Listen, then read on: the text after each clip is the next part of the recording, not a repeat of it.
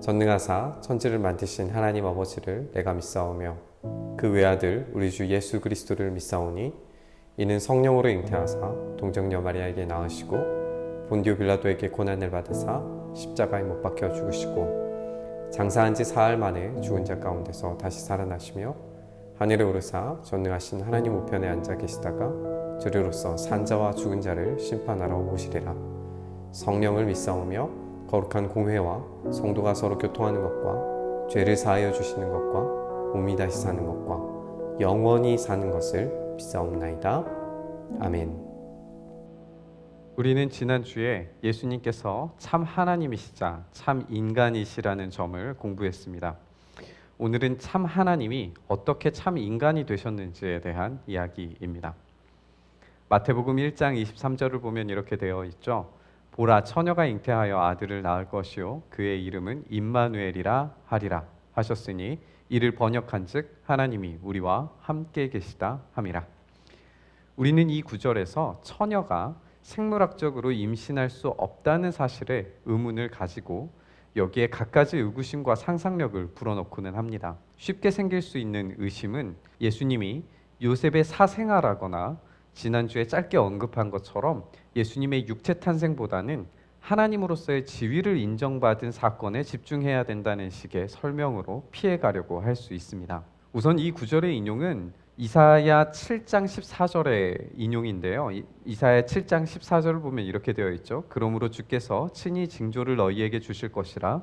보라, 처녀가 잉태하여 아들을 낳을 것이요 그의 이름을 임마누엘이라 하리라. 여기에서 처녀는 알마라고 하는 히브리어 단어가 사용되었는데요. 알마의 뜻은 젊은 여자입니다. 히브리어로 처녀라는 뜻을 가진 베툴라라고 하는 단어가 있는데요. 이런 단어가 있음에도 불구하고 알마라고 젊은 여자를 쓴 이유가 무엇인지 굉장히 많은 의견이 있었습니다. 우선 이사야 본문 그대로를 한번 살펴보죠. 이사야의 예언은 그 시대의 상황과 시대를 뛰어넘는 하나님의 시선 두 가지 모두를 보아야 합니다. 하나님은 아하스에게 한 징조를 구하라고 하시면서 이 젊은 여자가 아이를 낳게 될 때에 이스라엘이 구원을 받으며 정의와 공의의 나라가 다시 세워지리라 라고 말씀하십니다.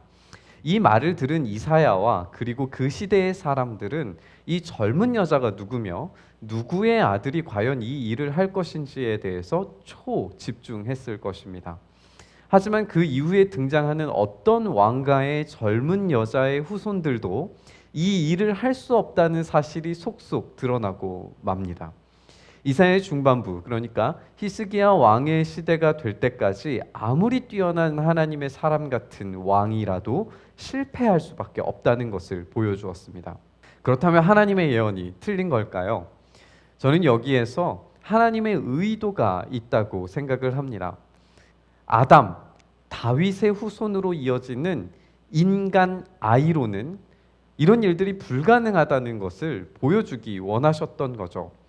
이 본문을 읽었던 포로기의 사람들도 마찬가지의 인식을 가졌을 겁니다. 그리고 이 예언을 다시 읽기 시작했을 때 이 젊은 여자가 단순히 아이를 가질 수 있는 젊은 여자 정도가 아니라 처녀로서 인간의 생식 기능으로서 낳는 아이가 아니라 완전히 새로운 아이의 탄생을 바라보아야 한다는 것을 깨닫게 된 거죠. 그래서 이 본문의 알마를 처녀를 뜻하는 그리스어 파르테노스로 번역을 하게 됩니다. 이미 예수님이 태어나시기 200년에서 300년 전의 일입니다. 유대인들도 이사야의 예언의 그 왕이 처녀로서 인간 생식을 거치지 않은 새로운 인간이 될 것이라는 것을 알고 있었던 거죠. 예수님 당시에는 그렇다면 이 사건을 어떻게 평가를 했을까요? 아까 질문했던 것처럼 요셉이 예수님의 친아버지였다라고 추정이 되고 예수님은 사생아이고 처녀 탄생은 사회적 불명예를 감추기 위한 시도라고 생각하는 그런 류의 질문들 말이죠. 우선 요셉과 마리아의 상황을 아주 탁월하게 풀어낸 예수신경이라고 하는 책의 일부분을 추천합니다. 이 책도 굉장히 읽어볼 만한 책입니다. 그 부분에서 발췌해서 제가 설명을 해드리도록 하겠습니다. 마태복음은 요셉을 의인이라고 말합니다. 히브리어로 표현하면 차디크인데 이런 평판은 성실하게 모세 오경 토라를 연구하고 배우고 준수하는 모든 사람에게 주어지는 그런 칭호입니다. 다시 말해서 요셉은 매일 말씀을 암송하고 말씀대로 살았다는 뜻입니다. 또한 음식규례와 공회를 후원하고 거룩한 절기에 정기적으로 참석하는 매우 경건한 삶과 평판을 가진 꽤 좋은 사람이었다는 사실입니다. 요셉이 속한 세계에서 이 스칸 맥나이트에 따르면 제사장, 예언자, 메시아를 제외하고 짜디크보다 더 높은 명성은 존재하지 않았다라고 지적합니다. 그런데 요셉이 마리아와 결혼을 하기도 전에 마리아가 임신했다는 말이 나돌았고 마리아가 천박한 여인이라는 소리를 듣기 시작했습니다. 만약에 요셉이 마리아와 그대로 결혼한다면 이 짜디크의 명성은 땅에 떨어지고 하나님의 말씀은 아무 쓸모도 없다라고 생각하는 사람들과 별반 다르지 않게 될 겁니다. 그래서 자신의 명성을 위해서 가만히 관계를 끊어버리려고 했다라고 마태복음 1장에 나오죠. 그러니까 천사가 등장해서 두려워하지 말아라 라고 하는 이야기를 듣습니다. 오히려 이 아들이 바로 그 아이, 이사야에서 말했던 처녀에게서 태어나는 그 아이라고 하는 놀라운 이야기를 듣습니다. 그리고 곧바로 마리아와의 결혼을 실행을 하게 되죠. 이것은 자신의 명성을 하나님의 부르심 앞에서 포기한 것입니다. 이 말은 여전히 당시 사람들조차도 요셉과 마리아를 별 볼 일 없는 문제 많은 가정으로 인식하고 있었다는 것입니다. 만약에 하나님이 육체가 되셨다는 것을 말하려면 성령 잉태만으로도 충분합니다. 어떤 아버지의 존재에 대한 설명을 불필요하게 거기에 쓸 필요가 전혀 없는 거죠. 만약에 그것을 쓰고 거기에 대한 반박을 하는 것은 굉장히 거추장스럽고 훨씬 더 어려운 일일 것입니다. 게다가 그 아버지라는 요셉이 매우 부정적으로 마리아를 끊어버리려고 했다는 것을 아주 정확하게 기록하는 것은 이 사건이 꾸며낸 이야기가 아니라 정말 일어난 사건이라고 생각을 하게 만들어줍니다. 만약에 말을 꾸미려고 했다면 그들의 가문의 수치가 공개적으로 드러나는 것에 대해서 굉장히 불쾌하게 생각을 했을 것이고 어떤 추문이든지 거의 확실하게 친척들에 의해서 지워지게 되었을 겁니다. 그만큼 있을 수 없는 신비로운 사건이 실제로 일어났었다는 뜻입니다. 우리가 이렇게 하나님이 육체가 되셨다라고 하는 말을 성육신이라고 이야기하는데요. 이 성육신은 거룩한 육신이라고 하는 뜻이 아니라 될 성자를 써서 육신이 된다라고 하는 뜻입니다. 우리는 왜 성육신을 믿어야 할까요? 사실 우리는 하나님이 육신이 된다는 사건 하나만으로도 굉장히 많은 믿음을 요구한다는 것을 발견하게 됩니다. 우리의 믿음은 성육신부터 시작한다고 해도 과언이 아닙니다. 창조가 어떤 지적인 존재에 의해서 만들어졌다라고 믿는다고 하더라도 그것이 곧바로 우리가 생각하는 하나님과 연결될 필요도 당위도 없습니다.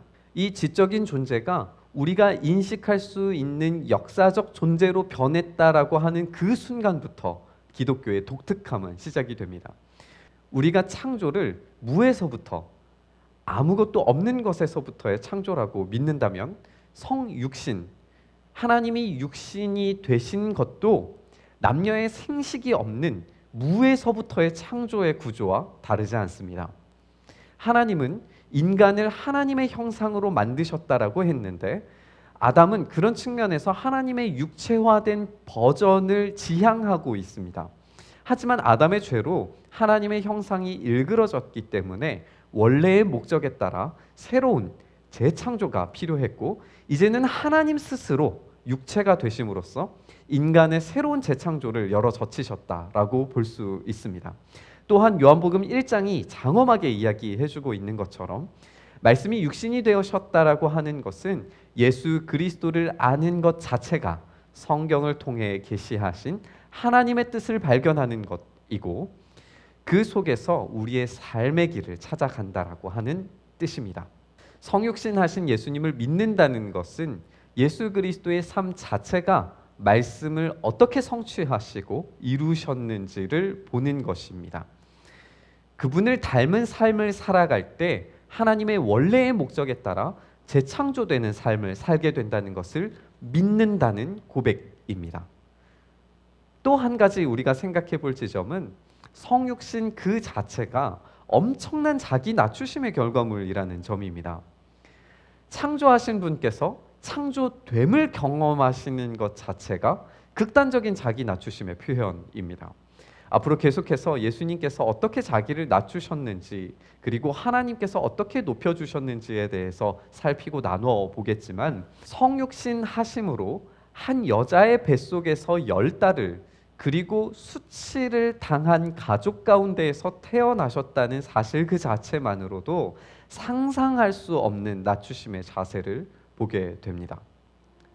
어쩌면 지금 우리에게 필요한 것도 예수님을 닮은 자기 낮춤이 아닐까 생각해 봅니다.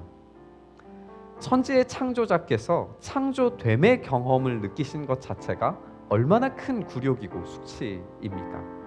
그런데 그것을 우리를 위하여서 기꺼이 감수하심으로써 오셨습니다.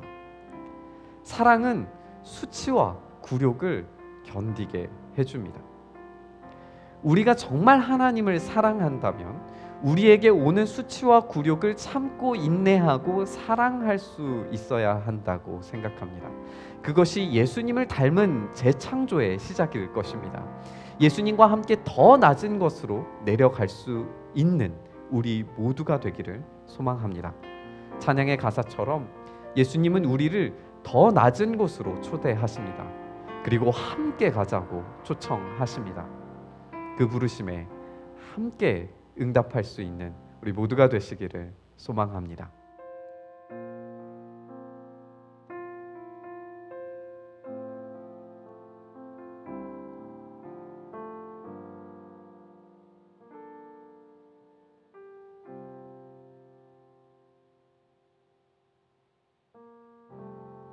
우리의 성김이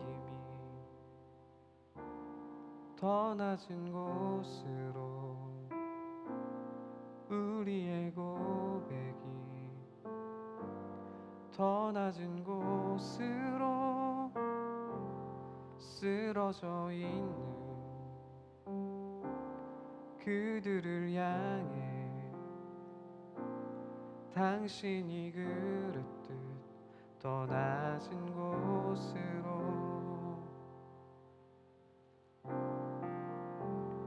우리의 섬김이 더 낮은 곳으로, 우리의 고백이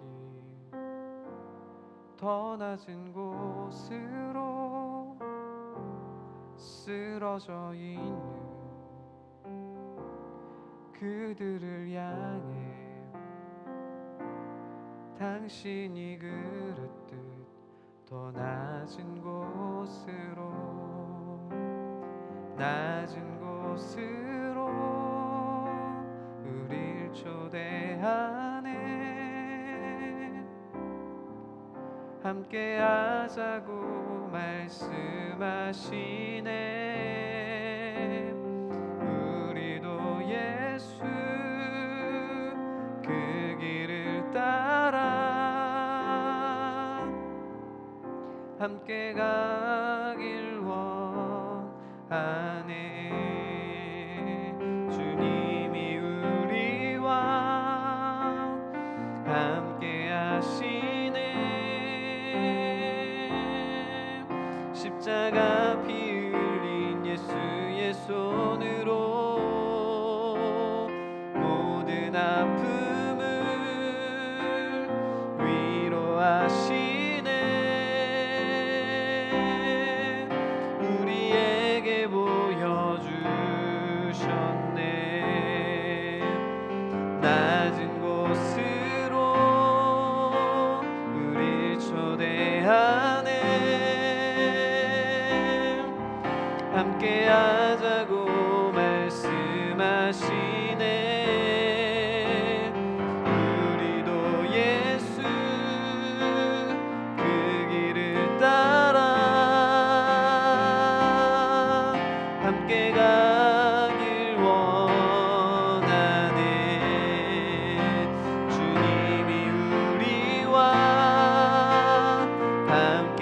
위로하시네. 십자가 피 흘린 예수의 손으로 모든 아픔을 위로하시네. 우리에게 보여주셨네. 주님이 우리와 함께 하시네. 십자가 피 흘린 예수의 손으로 모든 아픔을 위로하시네. 우리에게 보여주셨네.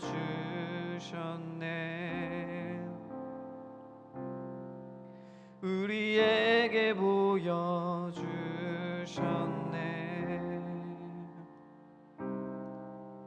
우리에게 보여주셨네.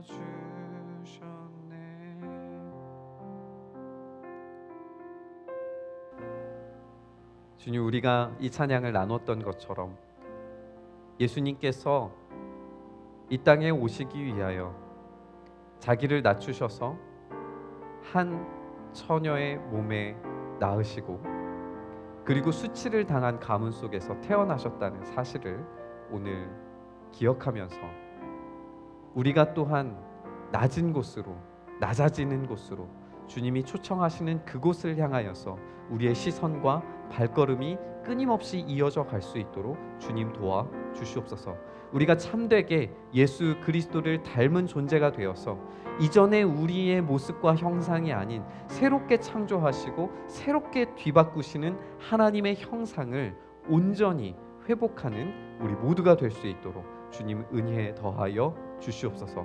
주님께서 그렇게 우리의 삶을 만지시고 만드시고 재창조하시고 새롭게 하시기를 간절히 소망하며 우리 주님 예수 그리스도의 이름으로 기도드리옵나이다.